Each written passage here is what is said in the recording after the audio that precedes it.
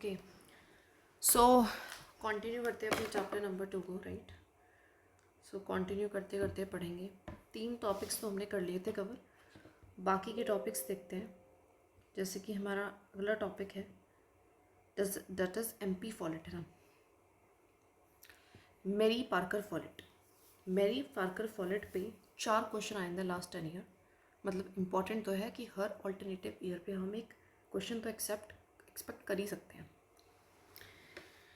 अब Mary Parker folate के बारे में देख लेते हैं। सबसे पहला concept of dynamic administration. Basically इन्होंने एक कॉन्सेप्ट दिया जिसका नाम है डायनेमिक एडमिनिस्ट्रेशन। अब उसके बारे में समझते हैं। देखिए, डायनेमिक एडमिनिस्ट्रेशन का मेन एम्फेसिस है फ्लेक्सिबिलिटी पे, ह्यूमन रिलेशंस पे and integration of individual organization goal पे। नाम से पता चल रहा है डायनेमिक कि चीज़ें क्या है, स्टैटिक नहीं है, डायनेमिक है। दैट मीन्स बदल रही है।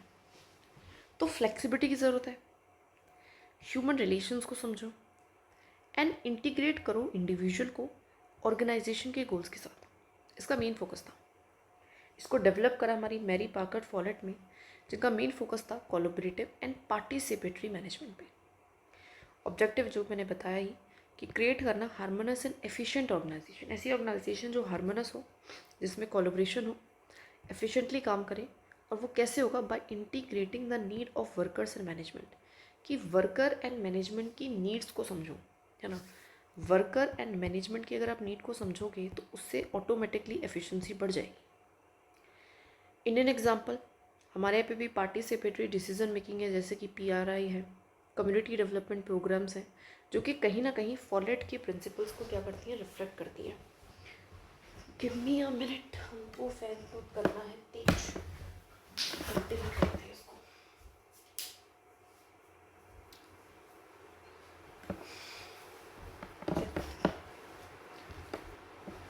नाउ अब इसके कुछ प्रिंसिपल समझ लेते हैं, क्या क्या कहे। डायनेमिक एडमिनिस्ट्रेशन तो कॉन्सेप्ट है, अब इसके अंडर क्या क्या चीज़ें बोली गई। सबसे पहला बोला गया unity of direction through integration. ये कहती है जो कॉन्फ्लिक्ट है ना, उनको रिजॉल्व कराना चाहिए इंटीग्रेशन के थ्रू। एक इंटीग्रेशन एक मेथड है। अब थोड़ा सा डिटेल में अगर मैं बताऊं तो इंटीग्रेशन का मतलब है जहाँ पे दो पार्टीज आपस में बैठे अपनी प्रॉब्लम्स को डिस्कस करें और एक ऐसा सोल्यूशन निकालें जो कि अपने आप में टेम्प्रेरी ना हो, परमानेंट हो एंड लॉन्ग टर्म हो, सो दैट वो कॉन्फ्लिक्ट दोबारा से राइज ना हो। नॉट बाय कॉम्प्रोमाइज़ और डोमिनेशन। कॉम्प्रोमाइज़ नहीं होना चाहिए जिसमें एक की चल रही है, एक की बिल्कुल चल ही नहीं रही है। सॉरी, कॉम्प्रोमाइज़ मतलब दोनों ने थोड़ा थोड़ा कॉम्प्रोमाइज़ कर दिया। अब ऐसी सिचुएशन में क्या होता है कि कॉन्फ्लिक्ट दोबारा से री अमर्ज हो जाता है। या डोमिनेशन है, एक की चलिए, एक ने कोई की चली ही नहीं है बिल्कुल भी, तो एक दूसरे पे भारी पड़ रहा है, तो इससे भी ऑफकोर्स कॉन्फ्लिक्ट और ज़्यादा बढ़ेगा, रिजॉल्व नहीं होगा कम्प्लीटली। तो इसलिए वो कहती है कि क्या करना है, कॉन्फ्लिक्ट को किस तरीके से रिजॉल्व कराना है, इंटीग्रेशन के through. Example, multi department disaster management integration of rules avoids conflict. जब मल्टी डिपार्टमेंट डिज़ास्टर, जब डिज़ास्टर को मैनेज करते हैं तो बहुत सारे डिपार्टमेंट लगते हैं। हेल्थ का अलग लगेगा, फूड सिक्योरिटी का अलग लगेगा, है ना। उसके अलावा इंफ्रास्ट्रक्चर का अलग लगेगा, आर्मी का अलग लगेगा, डिफेंस में वी कैन से, फाइनेंस का अलग लगेगा, है ना। अब ये सारे डिपार्टमेंट आपस में क्या करें, या मिनिस्ट्रीज इंटीग्रेट करें, तभी तो जो कॉन्फ्लिक्ट है वो नहीं हो पाएंगे, वरना कॉन्फ्लिक्ट होता रहेगा, प्रॉब्लम होगी, फिर काम कैसे होगा। दूसरा वो बोलती हैं power with not power over. इसका क्या मतलब है? वो कहते हैं जो पावर है ना, वो शेयर करनी चाहिए एंड कोलैबोरेटिव होनी चाहिए, कोर्सिव नहीं। मतलब कोई भी अगर आपसे ऊपर भी है ना, वो आपको अगर क्या करेगा, आपके ऊपर पावर दिखाएगा, अपनी पावर को शो ऑफ करेगा, ज़बरदस्ती आपसे कुछ कराएगा, तो वो काम नहीं करेंगे, वर्कर्स काम नहीं करेंगे, उनको अच्छा नहीं लगेगा, किसी को भी अच्छा नहीं लगेगा। तो इसलिए वो कहते हैं कि पावर को शेयर करना चाहिए, कोलैबोरेटिव मतलब मिल के काम को करो, ना कि सिर्फ और सिर्फ अपनी पावर दिखा के उस काम को कराना, ठीक है। तो power with not power over, ये अच्छे कीवर्ड्स हैं, इनको याद रखना है। Unity of direction through integration, power with not power over. Example, empowerment of self help group in women development programs. जैसे कि आप सेल्फ हेल्प ग्रुप को ये डायरेक्शन देने की वजह, ये अपनी गवर्नमेंट क्या करे, अपनी पावर दिखाए कि हम जो कह रहे हैं वो आपको करना पड़ेगा और आपको ये करना है। इससे अच्छा है गवर्नमेंट ने क्या करा है, इनको एम्पावर करा, इनको समझाया, इनको training the. That is power with not power over. The law of situation, third वो बोलती है लॉ ऑफ द सिचुएशन। ये कहते हैं जो डिसीजंस हैं should be guided by situationally not rigid rules. ये कहते हैं जो भी आपको डिसीजन लेना है ना, वो सिचुएशन के बेसिस पे लो, ना कि रिजिड रूल्स। रूल्स के अकॉर्डिंग मत लो, रिजिडिटी मत दिखाओ, फ्लेक्सिबिलिटी दिखाओ। लॉ ऑफ द सिचुएशन मतलब क्या है कि लॉ, क्या लॉ होगा उस टाइम पे, वो क्या किस पर निर्भर करेगा, सिचुएशन कैसी है। एग्जाम्पल, फ्लेक्सिबिलिटी इन कोविड-19 एडमिनिस्ट्रेटिव रिस्पॉन्स बाय स्टेट। कोविड-19 के दौरान फ्लेक्सिबिलिटी दिखाई थी एडमिनिस्ट्रेटिव ने, ठीक है। फोर्थ में बोलती है पार्टिसिपेटरी डिसीजन मेकिंग के बारे में। ये कहते हैं कि जो सबॉर्डिनेट है इनको इन्वॉल्व करो decision making for better acceptance and efficiency, so that ज़्यादा एक्सेप्टेंस आए। अगर आप इनको क्या कराओगे, पार्टिसिपेट कराओगे ना डिसीजंस में, तो उन डिसीजंस को वो ज़्यादा इजीली एक्सेप्ट करेंगे एंड इम्प्लीमेंट करेंगे और उससे ऑटोमेटिकली एफिशिएंसी बढ़ेगी। Example, village development committees involve citizens, या ग्राम सभा भी लिख सकते हैं, वो सिटीजन्स को इन्वॉल्व करती है और जब जाके कोई प्लानिंग करती है, डिसीजन लेती है। फिफ्थ उन्होंने बोला डायनेमिक लीडरशिप के बारे में। वो कहते हैं ये लीडर्स ऐसे होने चाहिए जो कि कॉर्पोरेशन लाए एंड अडेप्ट कराएं to the changing situations. Example, leadership in Swachh Bharat mission, जिसमें हमने मल्टीपल स्टेक होल्डर्स को लिया। अब बहुत देखो, इसमें बहुत ज़्यादा डिटेल में नहीं पता है, मुझे ये चीज़ समझ में आ रही है यहाँ से, ठीक है।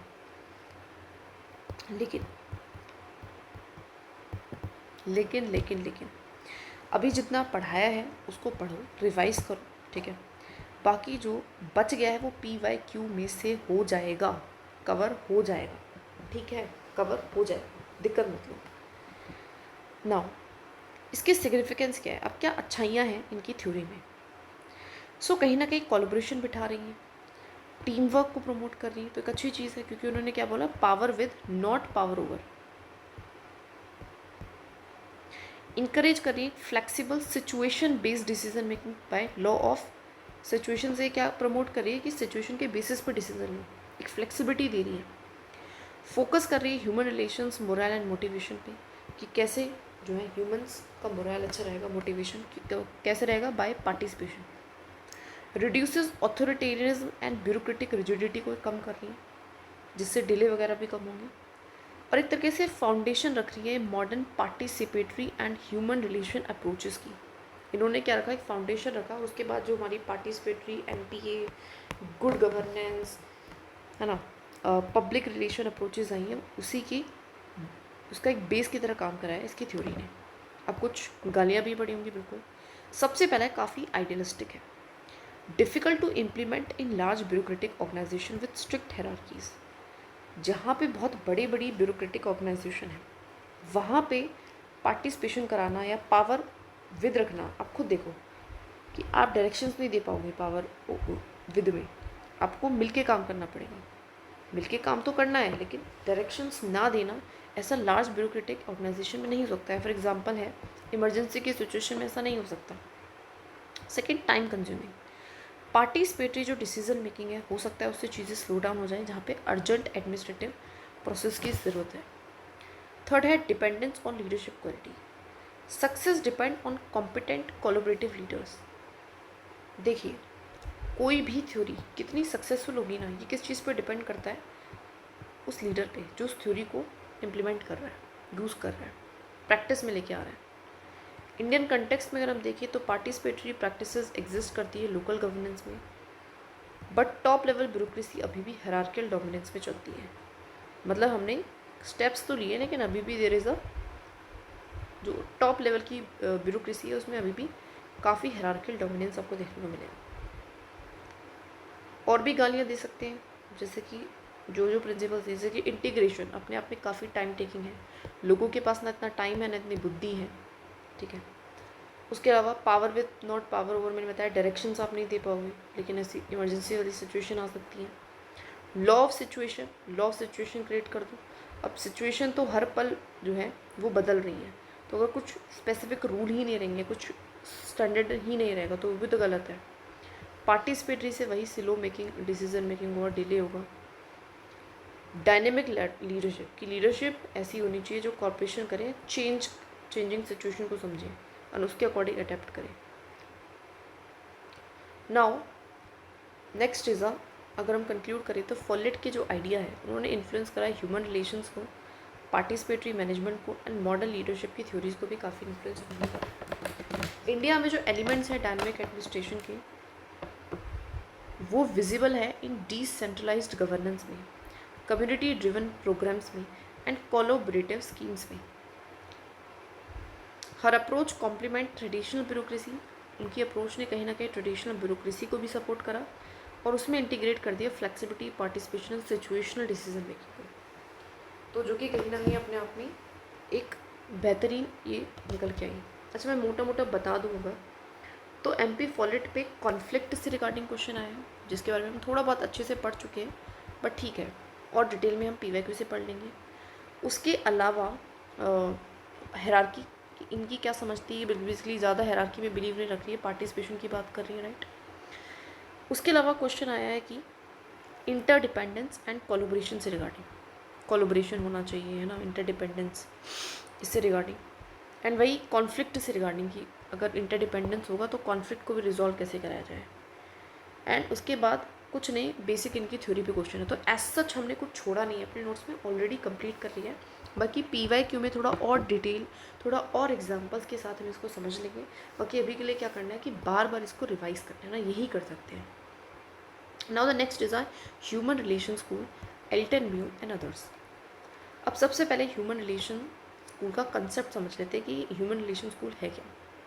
अच्छा, इससे कितने क्वेश्चन आए हैं, 1 2 3 4 5 6 क्वेश्चन इसमें से आए हैं, तो मतलब अपने आप में काफ़ी इंपॉर्टेंट है। Concept of human relations, definition, ये एम्फेसाइज करता है human and social aspect of organization rather than just structure and.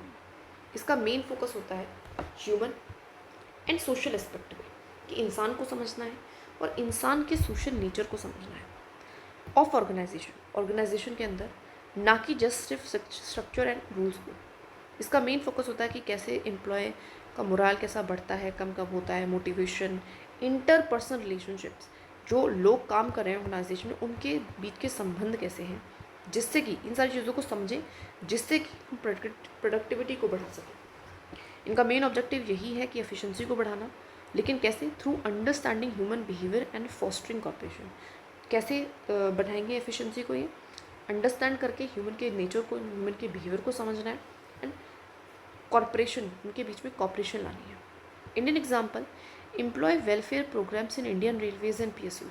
अब इंडिया में ऐसे होता है, बिल्कुल होता है, एम्प्लॉयर के लिए वेलफेयर प्रोग्राम्स होते हैं, जैसे इंडियन रेलवेज हैं, पीएसयूज़ के एम्प्लॉयज़ हैं तो उनके लिए वेलफेयर प्रोग्राम्स होते हैं। बहुत सारे एक्ट भी होते हैं, पढ़ा भी था इसमें हमने, there is a post act, there is a maternity benefit act, there is a pension act, etcetera etcetera.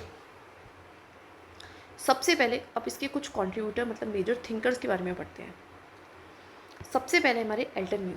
देखिए एल्टन म्यू ने ना बहुत सारे एक्सपेरिमेंट कराए थे, हॉथरिन एक्सपेरिमेंट, वेस्टर्न इलेक्ट्रिक शिकागो में, एंड वहाँ से उन्होंने बेसिकली उनकी स्टडी से पता चला था कि सोशल फैक्टर्स, अटेंशन, रिकॉग्निशन, ये सब प्रोडक्टिविटी को इफेक्ट करते हैं, इंटरपर्सनल रिलेशंस, इनफॉर्मल ऑर्गेनाइजेशंस। इन्होंने एम्फेसाइज करा था इनफॉर्मल ग्रुप्स, एम्प्लॉय की मोरल एंड लीडरशिप की अटेंशन के ऊपर। उसके अलावा हमारे चेस्टर बर्नार्ड है, ऑलरेडी खैर हम इसको अलग से पढ़ेंगे। इन्होंने भी cooperation, communication, acceptance of authority, कि कितनी अथॉरिटी एक्सेप्ट कर रही है, किस बेसिस पे कोई जो भी नीचे है दैट इज सबऑर्डिनेट सुपीरियर की कमांड को मान रहा है, जो कि बहुत ज़रूरी है ऑर्गेनाइजेशन एफिशिएंसी के लिए। ऐसे डोगलस मैकग्रेगर भी हुए, उन्होंने भी अपनी that is theory X and theory Y दी, ठीक है, और मैनेजमेंट की एजम्पशंस को समझाया। ऑलरेडी हमें पढ़ेंगे, अलग से हम पढ़ेंगे, चिंता मत करो। मैरी पार्कर फॉलेट भी, जिन्होंने इंटीग्रेशन की बात करी, इंडिविजुअल ऑर्गेनाइजेशन गोल की, and participatory decision making and human centred leadership की बात करी। तो कंट्रीब्यूटर कौन कौन है, एल्टन म्यू, चेस्टर बर्नार्ड, ठीक है, और Douglas McGregor, Mary Parker Follett, ये सारे इसके हमारे हैं ना। कुछ प्रिंसिपल समझ लेते हैं। सबसे पहले इनके जो मेन मोटे मोटे, अच्छा देखो जैसे बहुत सारे ना क्या होता है, थिंकर के अकॉर्डिंग भी बहुत सारी चीज़ें लिखी होती हैं, अब एल्टर म्यू का तो नाम स्पेसिफिकली मेंशन्ड है तो इसको तो हम एज इट इज़ रट लेंगे, लेकिन बाकियों का जस्ट चेस्टर बर्नार्ड, क्योंकि हम इनको बाद में डिटेलमेंट करने ही वाले हैं तो इनका सिर्फ नाम याद रखो अभी के लिए। नाउ मेन प्रिंसिपल समझ लेते हैं कि हमारी क्या सिद्धांत थे ह्यूमन रिलेशन थ्योरी के। तो सबसे पहले इन्होंने इंपॉर्टेंस दी हमारी इनफॉर्मल ऑर्गेनाइजेशन को, काफ़ी इंपॉर्टेंस देते थे। ये कहते थे कि जो इनफॉर्मल ग्रुप्स है वो इन्फ्लुएंस करते हैं बिहेवियर, मोरल एंड प्रोडक्टिविटी को। ठीक है, एग्जाम्पल इनफॉर्मल नेटवर्क इस ऑफिसर का भी होता है एंड डिपार्टमेंटल स्टाफ का भी इन्फ्लुएंस होता है एडमिनिस्ट्रेटिव एफिशिएंसी पे। मतलब एक जो पर्सन काम कर रहा है ऑर्गेनाइजेशन में उसके बाकी लोगों के साथ कैसे संबंध है, उससे भी कहीं ना कहीं उसके बिहेवियर, उसकी मोरल एंड उसकी प्रोडक्टिविटी पे इम्पैक्ट पड़ता है। तो इन्होंने एक तरीके से क्या करी, इंपॉर्टेंस बताई कि इनफॉर्मल ऑर्गेनाइजेशन की भी बहुत इंपॉर्टेंस है। सेकेंड उन्होंने बात करी मोटिवेशन एंड मोरल की। ये कहते हैं कि किस तरीके से जो इंसान है अटेंशन, रिकॉग्निशन, जॉब सेटिस्फेक्शन, ये सारी परफॉर्मेंसेस को बढ़ाती हैं, तो ये बहुत इंपॉर्टेंट है। एग्जाम्पल एम्प्लॉय अवार्ड हुए, रिकॉग्निशन हुए, गवर्नमेंट डिपार्टमेंट है वो कहीं ना कहीं मोरल को और ज़्यादा अच्छा करते हैं। थर्ड उन्होंने कम्युनिकेशन की बात करी कि ओपन एंड इफेक्टिव कम्युनिकेशन होना चाहिए जिससे मिसअंडरस्टैंडिंग्स ना हो और कॉर्पोरेशन और ज़्यादा अच्छा हो। एग्जाम्पल ई ऑफिस है, डिपार्टमेंटल डिजिटल कम्युनिकेशन आज के टाइम पे।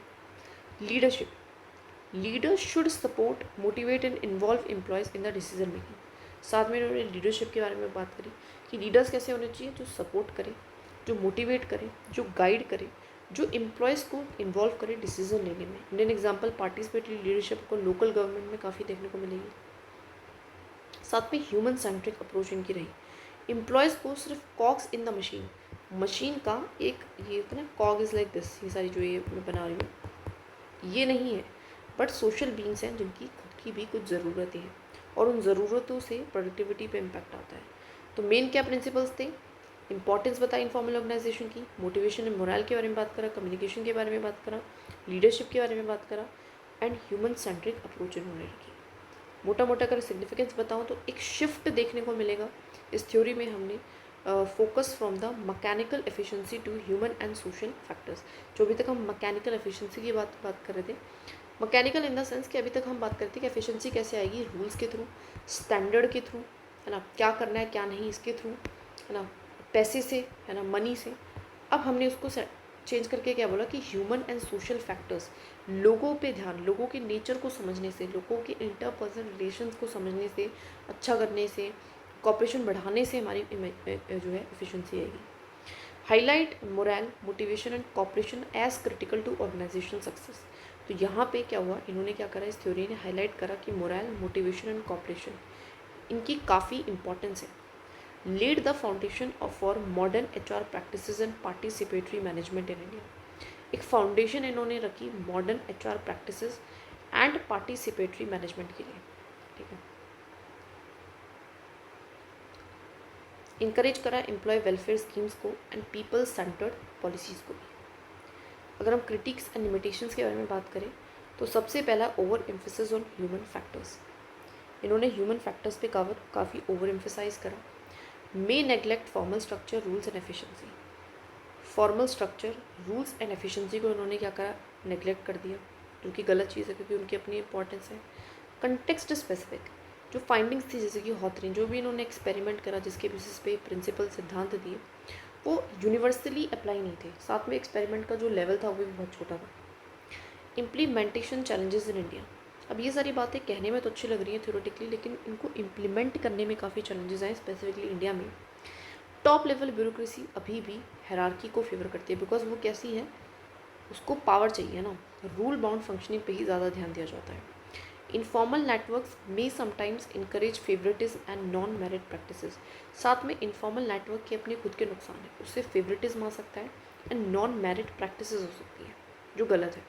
ठीक है, तो ये हमारे कुछ क्रिटिक्स हैं कि बहुत ज़्यादा ह्यूमन फैक्टर्स पे एम्फेसिस कर दिया, स्ट्रक्चर, रूल, एफिशिएंसी की बात नहीं करी। कंटेक्स्ट स्पेसिफिक जो है एक्सपेरिमेंट जो है अपने आप में कितने सही एक्यूरेट है वो नहीं पता हमें। एंड इम्प्लीमेंटेशन चैलेंजेस है क्योंकि टॉप ब्यूरोक्रेसी अभी भी हायरार्की को ही सपोर्ट करती है और इनफॉर्मल नेटवर्क के भी अपने नुकसान है, favouritism and non merit practices. ना कुछ एग्जाम्पल्स देख लेते हैं। एग्जाम्पल्स अपने अपने बहुत ज़्यादा इंपॉर्टेंट हैं।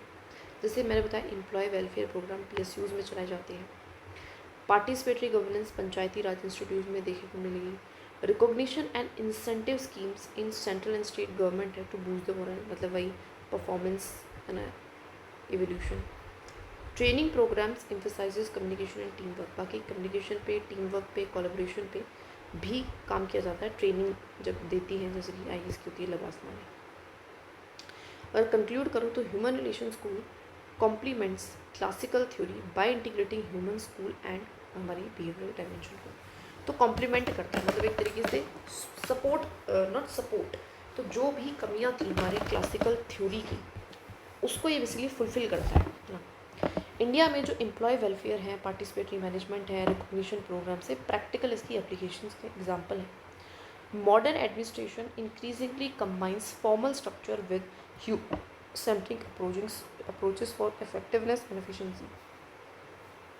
जो आजकल का एडमिनिस्ट्रेशन है इंक्रीजिंगली कंबाइन करता है वो फॉर्मल स्ट्रक्चर को विद ह्यूमन सेंट्रिक अप्रोचेस के साथ, जिससे इफेक्टिवनेस एंड एफिशिएंसी और ज़्यादा है। ठीक है, so now let's moving to the next topic, that is functions of the executive Chester Barnard. तो चेस्टर बर्नार्ड भी अपने आप में इम्पॉर्टेंट है ना, कोई अनइम्पॉर्टेंट तो कहेगा नहीं इनको भी। अब इसमें से कितने क्वेश्चन अगर मैं बताऊँ तो 1 2 3 4 5 आए हैं, मतलब ऑल्टरनेटिव हर साल एक आ ही रहा है ना, हर साल मतलब 2 साल में एक बार तो आया है, इसमें मतलब इम्पॉर्टेंट तो है। तो सबसे पहले देखते हैं, ये बेसिकली ना एक बुक थी जो उन्होंने की थी, फंक्शंस ऑफ द एग्जीक्यूटिव, और उसमें इन्होंने बताया था कि एग्जीक्यूटिव को क्या करना है क्या नहीं करना है, इस तरीके से। सबसे पहले कंसेप्ट देख लेते हैं एग्जीक्यूटिव का। सो चेस्टर बर्नार्ड जो है वो डिफाइन करते हैं एग्जीक्यूटिव को as a function of facilitating corporation in organization. तो वो एग्जीक्यूटिव को क्या कहते हैं, वो कहते हैं कि एग्जीक्यूटिव एक ऐसा काम है, एज अ फंक्शन है जो कि क्या कराता है, फैसिलिटेट कराता है कॉर्पोरेशन, पूरे ऑर्गेनाइजेशन में कामों को क्या करता है, कॉपरेट कराता है, सब में कॉपरेशन तालमेल बिठाता है। तो ये हमारा क्या है, एग्जीक्यूशन है, एग्जीक्यूटिव है। इसका मेन फोकस था कोऑर्डिनेशन पे, कम्युनिकेशन पे and organization purpose rather than hierarchy alone. ठीक है, ऑब्जेक्टिव तो वही है कि एफिशिएंसी बढ़े, इफेक्टिवनेस आए बाय अलाइनिंग। कैसे आएगी, जब हम इंडिविजुअल एंड ऑर्गेनाइजेशन गोल को क्या करेंगे, अलाइन करेंगे। अलाइन का मतलब क्या होता है, एक साथ उनको एक डायरेक्शन में लेके जाना। इंडियन एग्जांपल कोऑर्डिनेशन इन, जैसे कि डिजास्टर मैनेजमेंट डिपार्टमेंट या फिर स्वच्छ भारत मिशन में, जिसमें एग्जीक्यूटिव फंक्शंस की ज़रूरत है। जब मिड डे मील स्कीम, बार बार ये एग्जांपल आता है कि मिड डे मील स्कीम में आपको क्या ज़रूरत है, मिड डे मील स्कीम में यू नीड वॉट, क्या ज़रूरत है आपको मिड डे मील स्कीम में, आपको 2 डिपार्टमेंट्स हैं, स्कूल, चिल्ड्रन एंड हेल्थ। अब इन तीनों का तालमेल बिठाना पड़ेगा, इस तरीके से एग्जाम्पल कोऑर्डिनेशन। समझ में आया एग्जीक्यूटिव क्या है, जो फैसिलिटेट कराता है कॉपरेशन को, और मेन इसका जो फोकस है कोऑर्डिनेशन, कॉपरेशन, ऑर्गेनाइजेशन पर्पस पे रहा। और इसके की फंक्शंस, इसने कुछ फंक्शंस बताए कि एग्जीक्यूटिव जो है उसके काम क्या होंगे। तो उसने बोला सबसे पहला काम है establish and maintaining a system of communication, क्योंकि इसका काम है तालमेल बिठाना। तो तालमेल बिठाने के लिए सबसे इंपॉर्टेंट जो चीज़ है दैट इज़ इस्टेब्लिश करना एंड मेंटेन करना एक सिस्टम ऑफ कम्युनिकेशन, कि किस तरीके से जो है फ्लो ऑफ इन्फॉर्मेशन होगा। क्लियर कम्युनिकेशन चैनल्स बहुत ज़रूरी हैं कोऑर्डिनेशन के लिए एंड इन्फॉर्मेशन फ्लो के लिए। एग्जाम्पल डिजिटल इंडिया इनिशिएटिव है हमारे यहाँ पे, जिससे कि जो एडमिनिस्ट्रेटिव कम्युनिकेशन है वो ज़्यादा ईजी हो। Securing essential effort from members, साथ में दूसरा उन्होंने बोला कि जो भी लोग हैं, जो भी काम कर रहे हैं उस ऑर्गेनाइजेशन में, वो अपना मैक्सिममली एफर्ट पुट करें, इसको सिक्योर कराना, ये दूसरा काम है। Motivation and cooperation of employees are needed to achieve the organization goal, और उसके लिए क्या करना पड़ेगा, मोटिवेशन देना पड़ेगा, उनके बीच में कॉपरेशन बिठाना पड़ेगा, सो दैट वो अपना बेस्ट पुट कर सकें। Example incentive and recognition programs PSUs में भी होते हैं मोटिवेशन के लिए, है ना। Third, formulating organization purpose and objectives. तीसरा वो काम बता रहे हैं कि ऑर्गेनाइजेशन का कुछ पर्पस होता है, कुछ ऑब्जेक्टिव्स होते हैं, तो उनको फॉर्मुलेट करना कि क्या करना है, क्या ऑब्जेक्टिव है, क्या हमें अचीव करना है, ये भी किसका काम है, एग्जीक्यूटिव का काम है। एग्जीक्यूटिव ही डिफाइन करता है कॉमन पर्पस को एंड डायरेक्शन प्रोवाइड करता है सारे लोगों को जो भी काम कर रहे हैं उस ऑर्गेनाइजेशन में। जैसे कि विजन एंड मिशन स्टेटमेंट है स्मार्ट सिटी विजन में, तो विजन एंड मिशन स्टेटमेंट अपने आप में क्या है, एक ऑब्जेक्टिव डिफाइन करें कि क्या विजन है, हम क्या चाहते हैं। इंश्योरिंग विलिंग कॉर्पोरेशन, साथ में कॉर्पोरेशन शुड बी वॉलंटरी होना चाहिए। तो सबके बीच में तालमेल बिठाना। कॉपरेशन कैसा होना चाहिए, लेकिन वॉलंटरी, कोर्स नहीं, फोर्सफुली नहीं, हमें वॉलंटरी उस कॉपरेशन को बिठाना है जिससे एफिशिएंसी एंड मोरल और अच्छा रहे। Example, participation of self help groups in rural development schemes, कि हमें पार्टिसिपेशन कराना है सेल्फ हेल्प ग्रुप्स का जो भी है रूरल डेवलपमेंट स्कीम्स में, तो दैट इज़ अ कोऑर्डिनेशन बिठाना, कॉपरेशन बिठाना, और वो भी कैसा, वॉलंटरी। ठीक है। पांचवा काम क्या है, balancing individual and organization need. देखिए, इंडिविजुअल जो होता है उसकी भी अपने कुछ नीड होते हैं, कुछ अपने ड्रीम होते हैं, ऑर्गेनाइजेशन की अपनी नीड है, अपने गोल है, अपने ड्रीम है। अब उन दोनों को अलाइन कराना, align the personal goals with organizational objective, जिससे कि अच्छी कमिटमेंट बनी रहे। ठीक है। एग्जाम्पल, ट्रेनिंग प्रोग्राम जैसे सिविल सर्विसेज के होते हैं तो वो भी अलाइन करते हैं करियर डेवलपमेंट, कि इंडिविजुअल का भी करियर डेवलप होता रहे और पब्लिक की सर्विस के जो गोल्स हैं वो भी हमारे फुलफिल होते रहे।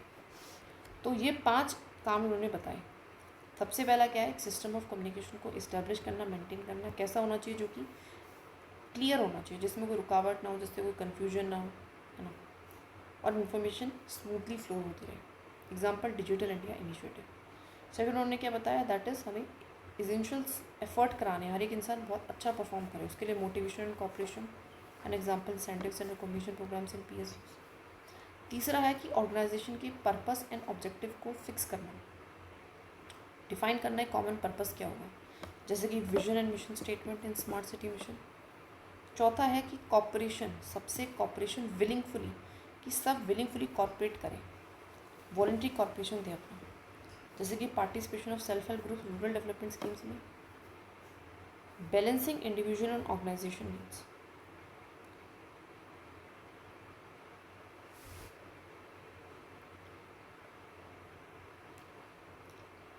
जो इंडिविजुअल है जो ऑर्गेनाइजेशन है, उन दोनों के गोल्स को क्या करना, अलाइन करना, सो दैट कमिटमेंट बढ़े, सो दैट वो ज़्यादा बेहतरीन तरीके से काम करें, जैसे कि मैंने बताया training programs and civil services. इन 5 के 5 को 2 बार पॉज करके याद कर लेना विद एग्जाम्पल, राइट।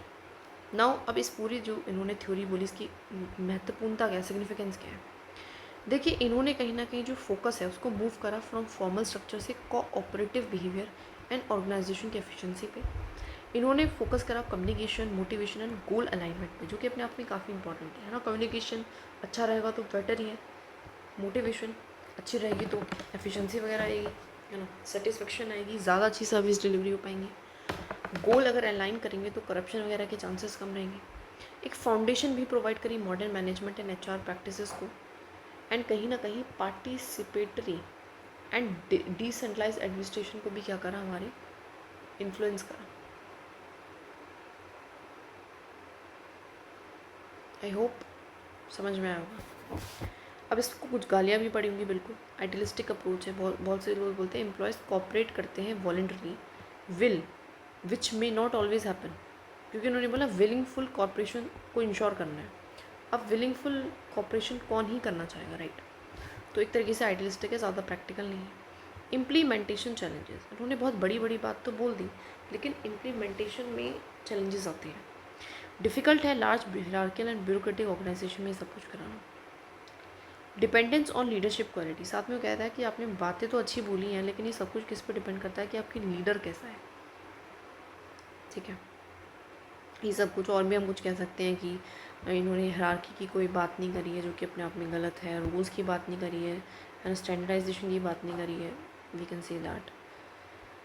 अब एप्लीकेशन हमने देखा, डिज़ास्टर मैनेजमेंट में कोऑर्डिनेशन चाहिए, मल्टीपल डिपार्टमेंट, है ना। स्मार्ट सिटी मिशन हमने देख लिया कि अलाइन करना पड़ेगा गोल डिफरेंट स्टेक होल्डर का एंड डिपार्टमेंट्स का, तभी आप एक कॉमन गोल को अचीव कर पाओगे। स्वच्छ भारत मिशन है, जहाँ पे volunteers, officials and citizens cooperate करते हैं, है ना। वो किस तरीके से कर रहे हैं, विलिंगफुल कॉपरेशन वहाँ पे देखने को मिलेगा आपको NGOs का। पंचायती राज इंस्टीट्यूशन में आपको क्या देखने को मिलेगा, पार्टिसिपेशन एंड डेवलपमेंट गोल्स को अलाइन कर रहे हैं हम सिटीजन नीड्स के साथ। तो सारे कुछ एग्जाम्पल हैं, आज आके देखिए यही है, स्मार्ट सिटी, स्वच्छ भारत, पंचायती राज, डिजास्टर मैनेजमेंट, घुमा फिरा के ये एग्जाम्पल्स को। ठीक है, देखिए एक चीज़ सीखने को मिलेगी नोट से कि एग्जाम्पल्स को एज पर द डिमांड लिखा हुआ है, एज पर द कंटेक्स्ट लिखा हुआ है, ये जो है ये आना चाहिए, राइट। ऑब्जर्वेशंस मेन कंक्लूड अगर हम करें तो बर्नार्ड की जो थ्योरी है उसका मेन एम्फेसिस है ह्यूमन एंड कोऑपरेटिव एस्पेक्ट पे, कि लोग हैं और लोगों के बीच में कोऑपरेशन, तालमेल बिठाओ, जो सबसे इम्पॉर्टेंट पार्ट है मैनेजमेंट का। कॉम्प्लीमेंटिंग क्लासिकल ब्यूरोक्रेसी भी क्या कर रहा है, कॉम्प्लीमेंट मतलब साथ दे रहा है क्लासिकल ब्यूरोक्रेसी का, अपने आप में क्लासिकल ब्यूरोक्रेसी की जो कमियां उनको पूरा कर रहा है। इंडिया में एप्लीकेशंस विजिबल हैं of course, decentralize governance, collaborative projects अलग अलग तरीके से। मॉडर्न जो पब्लिक एडमिनिस्ट्रेशन है वो इंटीग्रेट करती है फॉर्मल स्ट्रक्चर को विद बर्नार्ड के principle of corporation, communication, alignment of objective. ठीक है, बस। Now the next theory is the Simons decision making theory. अब साइमन ने ना किस तरीके से डिसीजन लेना है इस पर एक थ्योरी दी थी। ठीक है, सबसे पहले कंसेप्ट देख लेते हैं डिसीजन मेकिंग का। हर्बर्ट साइमन डिफाइन करते हैं एडमिनिस्ट्रेशन को as a process of decision making. वो कहते हैं कि एडमिनिस्ट्रेशन और कुछ नहीं है, एडमिनिस्ट्रेशन अपने आप में एक ऐसा प्रोसेस है जिसमें उसको बहुत सारे डिसीजंस लेने होते हैं। emphasizes that decisions are the core of the administrative action. और वो कहते हैं कि जो डिसीजंस है ना वो अपने आप में कोर है एडमिनिस्ट्रेटिव एक्शन का, मतलब सेंटर है। सारे एडमिनिस्ट्रेटिव एक्शन इसी के अराउंड जो है रिवॉल्व कर रहे हैं। ऑब्जेक्टिव की अगर मैं बात करूँ तो टू इम्प्रूव द, इन्होंने जो थ्योरी दी इनका मेन पर्पस था कि ऑर्गेनाइजेशन एफिशिएंसी बढ़े, इफेक्टिवनेस बढ़े और एक रैशनल डिसीजन मेकिंग हो, मतलब फैक्ट पे रूल बेस्ड वो ऑब्जेक्टिव डिसीजन ले, रीजनड डिसीजन ले। ठीक है, ना कि अपना सब्जेक्टिव ना हो डिसीजन में।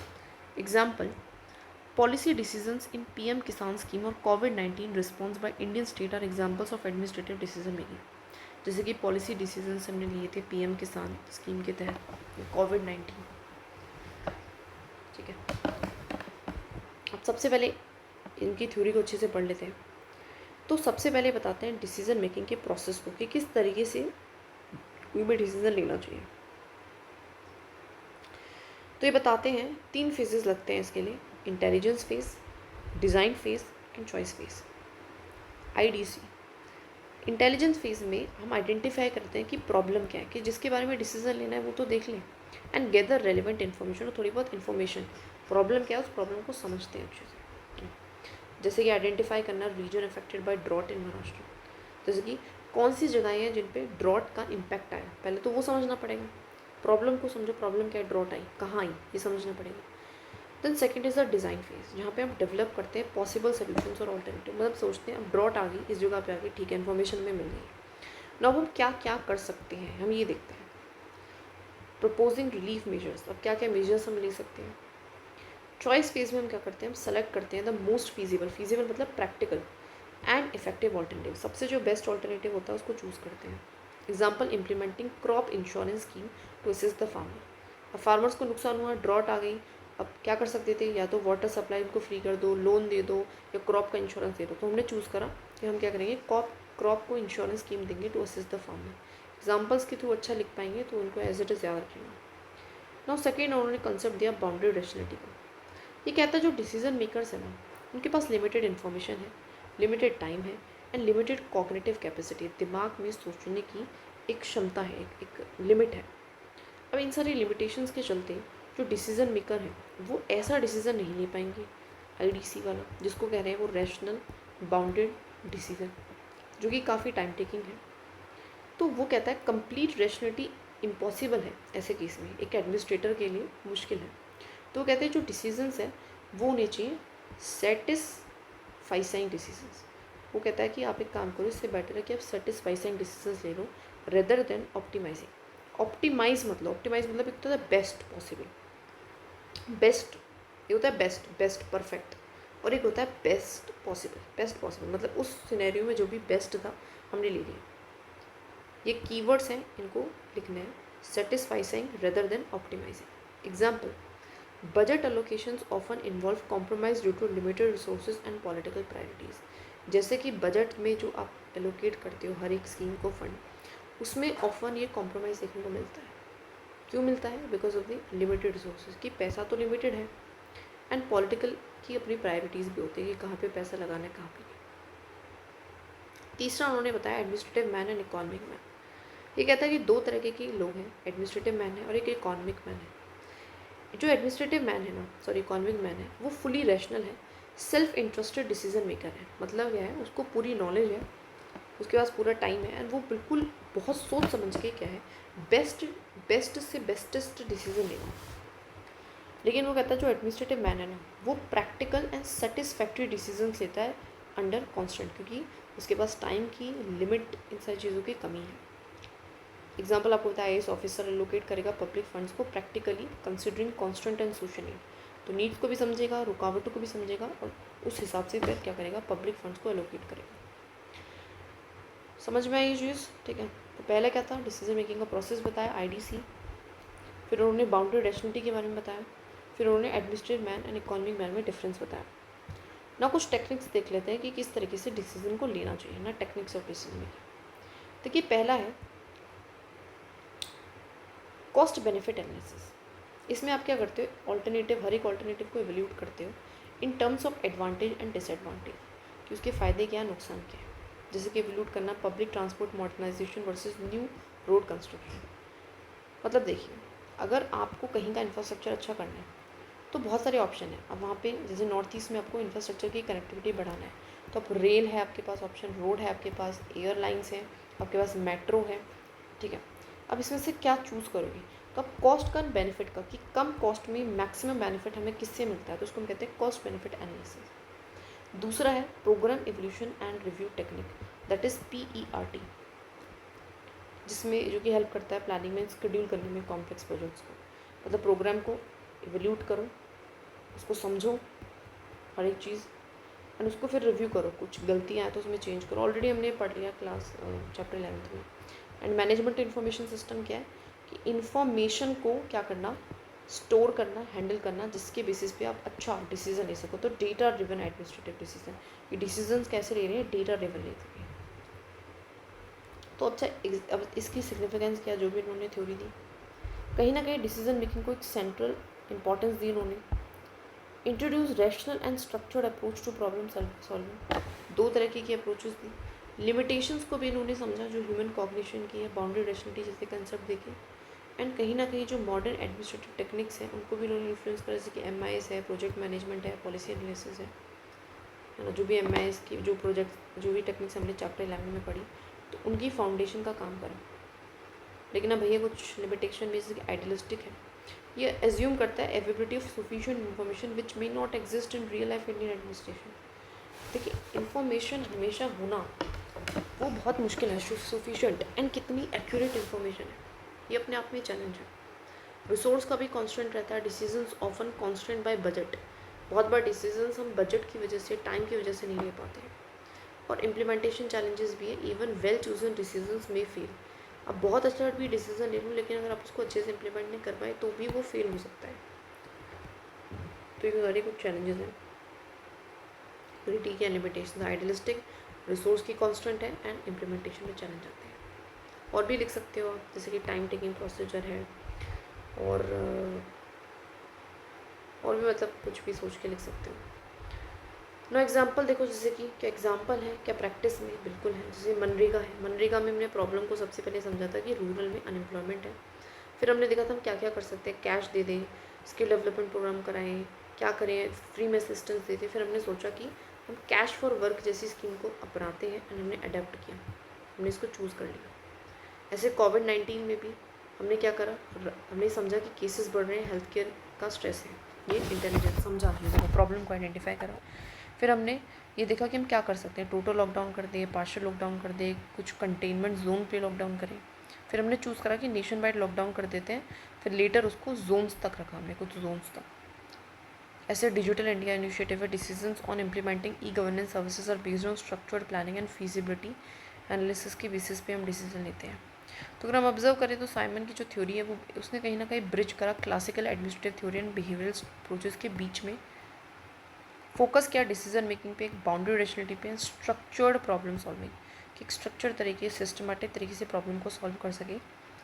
Remains highly relevant in administration, तो अभी भी बिल्कुल सही है ये चीज़। So modern public administration use करती है साइमन के प्रिंसिपल को in policy formulation, project management and e-governance में।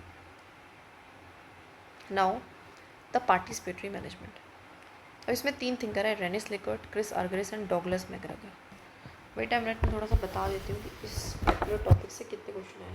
सो 3 ही क्वेश्चन आए, जिसमें डॉगलस मैकग्रेगर की theory X and theory Y के ऊपर क्वेश्चन आया, और एक में हमारे आर्गरेस एंड लिकर्ट, मतलब सब पे क्वेश्चन आ रखा है, मतलब हर एक थिंकर पे एक बार क्वेश्चन आ रखा है। जस्ट बेसिक प्रिंसिपल्स हैं, है ना, कुछ ज़्यादा मोटे नहीं है। तो बाकी अगर कुछ रह जाएगा तो PYQ में हो जाएगा कम, है ना, घबराने की बात नहीं। सबसे पहला हमारा है concept of the participative management. Definition. अभी पार्टिसिपेटिव मैनेजमेंट होती क्या है? देखिए, ऐसी मैनेजमेंट अप्रोच जहाँ पे जो एम्प्लॉयज़ हैं हर एक लेवल की, उनको इन्वॉल्व किया जाएगा डिसीजंस को लेने में, प्लान करने में एंड प्रॉब्लम को सॉल्व करने में। दोबारा पढ़ देती हूँ। Management participative management is an approach where employees at all levels are involve in decision making, planning and problem solving. 2 बार इस डेफिनेशन को बोल लेना। इनका मेन एम्फेसिस होता है कॉपरेशन पे, कोलैबोरेशन पे एंड शेयर्ड रिस्पॉन्सिबिलिटी पे। इसके ऑब्जेक्टिव क्या है कि जो सो दैट जो एम्प्लॉय की मोटिवेशन है वो बढ़े, जब उनको हम पार्ट एक तरीके से दे वो अपने आप को as a part of the organization समझे, प्रोडक्टिविटी उनकी बढ़ेगी, ऑर्गेनाइजेशन की जो कमिटमेंट है वो भी पार्टिसिपेशन के थ्रू बढ़ेगी। एग्जाम्पल हमारे यहाँ पे भी पार्टिसिपेटरी डिसीजन मेकिंग पंचायती राज इंस्टीट्यूशन या सेल्फ हेल्प ग्रुप फेडरेशंस में है, ग्राम सभा में है, ठीक है, और भी हम कह सकते हैं नीति आयोग में है, GST काउंसिल में है, बहुत सारे एग्जाम्पल्स हैं जो आप ले सकते हो, ठीक है। अब सबसे पहले हम रेनिस लिकर्ट की कंट्रीब्यूशन पढ़ते हैं। देखिए, रेनिस लिकर्ट ने 4 सिस्टम बताए मैनेजमेंट की, कि मैनेजमेंट 4 तरीके की होती है। सबसे पहला सिस्टम में उन्होंने बताया कि एक्सप्लॉयटेटिव अथॉरिटेटिव, उसका नाम बताया एक्सप्लॉयटेटिव अथॉरिटेटिव। नाम से पता चल रहा है जो एक्सप्लॉयटेशन करेगी, मतलब जो ऊपर वाले लोग हैं वो नीचे वाले अपने जो सबॉर्डिनेट है उनका एक्सप्लॉयटेशन करेंगे। और अथॉरिटेटिव मतलब एक तरीके से कमांड देंगे। यहाँ पे जो कम्युनिकेशन है वो सिर्फ और सिर्फ टॉप डाउन होगी, ऑर्डर दिए जाएंगे, कंट्रोल किया जाएगा और एक फियर क्रिएट करने की कोशिश की जाएगी। सेकंड सिस्टम को उन्होंने बोला बेनेवोलेंट अथॉरिटेटिव। यहाँ पे भी हमारी कम्युनिकेशन टॉप डाउन ही रहेगी, यहाँ पे भी कमांड ही दिया जाएगा, लेकिन थोड़ा बहुत रिवॉर्ड भी दिया जाएगा अगर आपने अच्छा किया तो। तीसरा है कंसल्टेटिव। यहाँ पे जो एम्प्लॉयज़ है वो कंसल्ट कर रहे हैं बट डिसीजन मेकिंग अभी भी हायरार्कियल है, मतलब आपसे पूछ लेंगे कि आपकी राय क्या है बट डिसीजन अपने ही अकॉर्डिंग लेंगे। सिस्टम 4 उन्होंने बताया पार्टिसिपेटरी ग्रुप या पार्टिसिपेटिव मैनेजमेंट के बारे में। ये कह रहा है कि यहाँ पे पूरा पार्टिसिपेशन होगा, हाई ट्रस्ट शो किया जाएगा एंड कोलैबोरेशन और प्यार से हर एक चीज़ होगी। और कम्युनिकेशन कैसा होगा, सिर्फ टॉप डाउन नहीं, बॉटम अप भी होगा। यहाँ पे भी थोड़ा बहुत बॉटम अप था लेकिन यहाँ पे कम्प्लीटली होगा, फुल पार्टिसिपेशन, है ना, हाई ट्रस्ट, कोलैबोरेशन।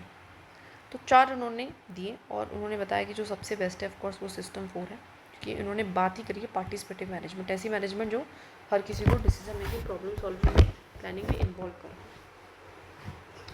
सो उनका मेन की आइडिया यही है कि जो सिस्टम 4 है वो सबसे ज़्यादा इफेक्टिव है मोटिवेशन के लिए। उसमें सबसे ज़्यादा मोटिवेशन आती है, मोरल आती है, प्रोडक्टिविटी बढ़ती है। इंडियन एग्जाम्पल जैसे कि कोऑपरेटिव पार्टिसिपेटिव बोर्ड्स PSUs में भी होते हैं, ठीक है। तो PSU में भी क्या है, एग्जाम्पल याद रखना, एग्जाम्पल सबसे इंपॉर्टेंट है। कोऑपरेटिव पार्टिसिपेटिव बोर्ड इन PSU, कोऑपरेटिव पार्टिसिपेटिव बोर्ड इन PSU, ठीक है, जो कि फीडबैक बेस्ड डिसीजन मेकिंग करता है, फीडबैक के बेसिस पे डिसीजन लेना। Now the second is Chris Argyris के कॉन्ट्रीब्यूशंस। क्रिस आर्गरीज का क्या कॉन्ट्रीब्यूशन। अब क्रिस आर्गरीज ने भी कुछ बोला, इन्होंने theory the adult personality and maturity के बारे में। क्या है इनकी थ्योरी का नाम, theory of adult personality and maturity. ये कहते हैं जो ऑर्गेनाइजेशन है ना, उनको अपने एम्प्लॉयज़ को as a mature and responsible adult treat करना चाहिए। इसका मतलब क्या है, मतलब क्या होता है कि ऑर्गेनाइजेशन अपने एम्प्लॉयज़ को इमेच्योर समझती है, मतलब इनको कुछ नहीं आता, ना ये करना चाहते हैं। जैसे कि बच्चा होता है ना उसको कुछ आता है, ना उसको कुछ समझना है, ना उसको कुछ सीखना है, और इनको कमांड की, डायरेक्शन की, फियर की ज़रूरत है। लेकिन ये कहते हैं जो ऑर्गेनाइजेशन है ना, ये कहता है ऑर्गेनाइजेशन को अपने एम्प्लॉयज़ को कैसा ट्रीट करना है, मेच्योर एंड रिस्पॉन्सिबल, कि भैया वो रिस्पॉन्सिबिलिटी उठा सकते हैं, आप उनको काम दो, उन पर भरोसा करो, ट्रस्ट दिखाओ, तभी वो आप पे ट्रस्ट दिखा पाएंगे, तभी वो काम कर पाएंगे। ज़्यादा चिक चिक पिक चिक उनके पीछे मत करो, उनको मेच्योर समझो, उनको कमांड मत दो, उनको ऑर्डर मत दो, है ना, ऐसा उन्होंने बोला।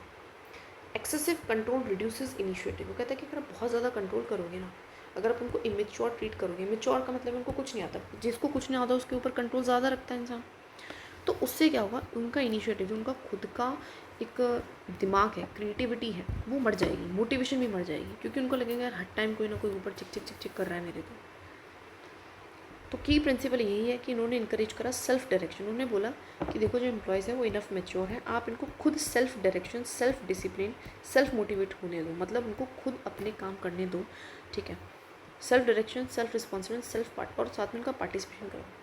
शिफ्ट करो ऑथोरिटेरियन से कोलैबोरेटिव स्ट्रक्चर पे, कंट्रोल, कमांड, डायरेक्शन, इससे थोड़ा सा बाहर आओ और पार्टिसिपेशन की तरफ जाओ, कोलैबोरेशन की तरफ जाओ। इंडियन एग्जांपल हमारे यहाँ पे भी एम्प्लॉय एम्पावरमेंट है इंडियन रेलवे जोनल डिविजन्स में, जो अलाउ करता है स्टाफ को to suggest the operational improvement. तो याद रखना ही सारी चीज़ें, employee improvement in Indian railway zonal divisions जो अलाउ करते हैं स्टाफ को to suggest the operational empowerment. Employee empowerment in Indian railway zonal divisions allow staff to suggest operational movements. ठीक है। Now the third is a Douglas McGregor contribution. अब इन्होंने अपनी theory X and theory Y दी।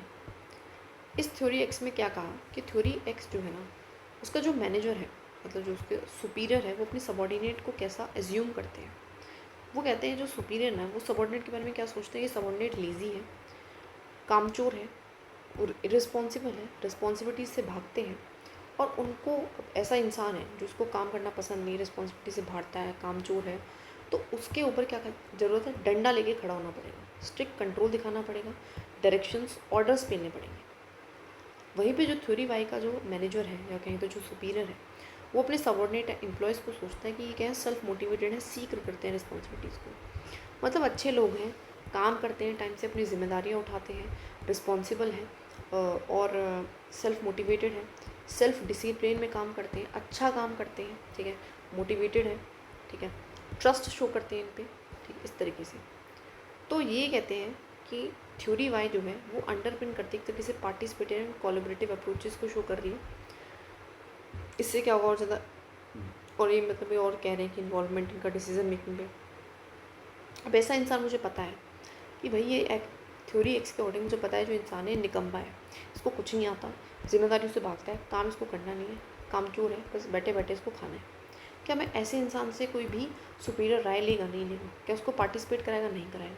लेकिन वहीं पे जो x Y उनको उसको पता है कि हाँ भैया ये जिम्मेदार है, ये पढ़ा लिखा इंसान है, कर लेगा, ट्रस्ट शो करेगा, सेल्फ डिसिप्लिन है, जिम्मेदारियों से भागता नहीं, जिम्मेदारी को उठाता है, तो उससे जो है सुपीरियर क्या करेगा, अपना क्या लेगा, राय मशवरा करेगा। So encourage involvement in decision making. तो अगर थ्योरी वाई को अगर हम इम्प्लीमेंट करते हैं तो इससे जो डिसीजन मेकिंग में इन्वॉल्वमेंट है वो बढ़ती है, गोल को आप थोड़ा ज़्यादा बेटर सेट कर पाते हो एंड प्रॉब्लम को भी ज़्यादा चीज़ें सॉल्व कर पाते हो क्रिएटिव तरीके से। Indian example, participatory planning in rural development schemes. जैसे कि हम रूरल डेवलपमेंट स्कीम्स में पार्टिसिपेटरी प्लानिंग करते हैं, फिर डिस्ट्रिक्ट प्लानिंग कमिटीज़ भी होती है, वो भी हम लिख सकते हैं ना। नाउ क्या मेन प्रिंसिपल्स क्या है, तो हमने तीनों की थ्योरी समझ ली, ठीक है, तीनों की हमने थ्योरी समझ ली, ऑलमोस्ट सेम है, वेल ऑलमोस्ट सेम है हम कह सकते हैं, है ना। जो इसका सिस्टम 4 है, जो इसका ये है थ्योरी ऑफ एडल्ट पर्सनालिटी है, जो इसकी थ्योरी एफ आई है, ऑलमोस्ट सेम है। ये सब कह रही है कि क्या समझना है, क्या एज्यूम करना है कि अच्छे इंसान है, ये जिम्मेदारियों से भागते नहीं है, they seek responsibility, they are self discipline, they are self motivated, they I have not knowledge, they have the skill, they have the ability, यानी कि अपने काम को कर लेंगे, ट्रस्ट है, और इसको हम क्या करेंगे, पार्टिसिपेशन करेंगे इसका, ठीक है। नाउ अब कुछ की प्रिंसिपल्स देख लेते हैं इसके पार्टिसिपेटिव मैनेजमेंट की। तो पहला है कि एम्प्लॉय का इन्वॉल्वमेंट, एम्प्लॉय को एक्टिवली कंट्रीब्यूट कराओ प्लानिंग में, डिसीजंस में एंड प्रॉब्लम सॉल्विंग में। दूसरा है डिसेंट्रलाइजेशन, पावर का सेंट्रलाइजेशन मत करो, अथॉरिटी को डेलीगेट करो टू लोअर लेवल, जिससे उनका और ज़्यादा पार्टिसिपेशन बढ़े। थर्ड उन्होंने बोला है ओपन कम्युनिकेशन रखो, वन वे कम्युनिकेशन मत रखो, सिर्फ ऊपर से नीचे बात जाए ऐसा गलत है। ट्रांसपेरेंट रखो, उसको 2 वे रखो बिटवीन मैनेजमेंट एंड एम्प्लॉयज़। तीसरा है शेयर रिस्पॉन्सिबिलिटी, दोनों जिम्मेदारी उठाओ। कलेक्टिव अकाउंटेबिलिटी रखो फॉर ऑर्गेनाइजेशन आउटकम, तभी ऑर्गेनाइजेशन में अच्छा रिजल्ट आ पाएगा। देन मोटिवेशन मोरल की पार्टिसिपेशन से क्या होता है, जॉब सेटिस्फेक्शन अच्छी होती है, मोरल अच्छा होता है एंड उनकी लॉयल्टी जो है टुवार्ड्स ऑर्गेनाइजेशन इन्हेंस होती है। तो मेन सिग्निफिकेंस यही है कि ऑर्गेनाइजेशन एफिशिएंसी को बढ़ाएगा, एम्प्लॉय की सेटिस्फेक्शन को भी बढ़ाएगा, एंड एम्प्लॉय सेटिस्फाई होगा तो ऑटोमेटिकली एफिशिएंसी बढ़ेगी, ट्रस्ट, कॉपरेशन एंड कमिटमेंट आएगी, कॉन्फ्लिक्ट्स वगैरह नहीं होंगे, रेजिस्टेंस टू चेंज जो है वो रिड्यूस होगा, एडेप्टेबिलिटी आएगी, फ्लेक्सिबिलिटी आएगी, क्रिएटिविटी आएगी, इनोवेशन आएगा, right. Foundation for modern HR practices की भी फाउंडेशन उन्होंने रखी, टीम मैनेजमेंट जैसी चीज़ों की ना, एम्प्लॉय एम्पावरमेंट की। नाउ क्रिटिक्स एंड लिमिटेशंस क्या है, देखिए टाइम कंज्यूमिंग, कहीं ना कहीं डिसीजन मेकिंग स्लोअर हो जाएगा अगर हम कंसल्टेशन लेंगे मल्टीपल लेवल पे। तो सेकेंड इम्प्लीमेंटेशन चैलेंजेस है, हायरार्कियल जो ब्यूरोक्रेसी इंडिया में वो रेजिस्ट करती है, वो ज़्यादा फुल पार्टिसिपेशन चाहती नहीं है, क्योंकि हमारे यहाँ पे हर एक सुपीरियर का जो माइंडसेट है वो यही है कि भैया इसको कुछ नहीं आता। Potential conflicts, difference in opinion भी तो इससे हो सकते हैं ना, ज़्यादा लोग मतलब ज़्यादा डिफरेंसेस इन ओपिनियन है ना, जिसकी वजह से कॉन्फ्लिक्ट हो सकता है अगर इसको मैनेज ना किया जाए प्रॉपर्ली। तो एग्जाम्पल्स आपने देख लिया, पंचायती राज इंस्टीट्यूशन, सेल्फ हेल्प ग्रुप है ना, participatory budgeting in urban local bodies, district planning committees हैं, नीति आयोग है, जो भी आप पॉलिटिक्स के एग्जाम्पल्स उठा सको वो एग्जाम्पल्स भी उठा लेना यहाँ पे, CP ग्राम्स हैं, एक्सेट्रा एक्सेट्रा। ठीक है,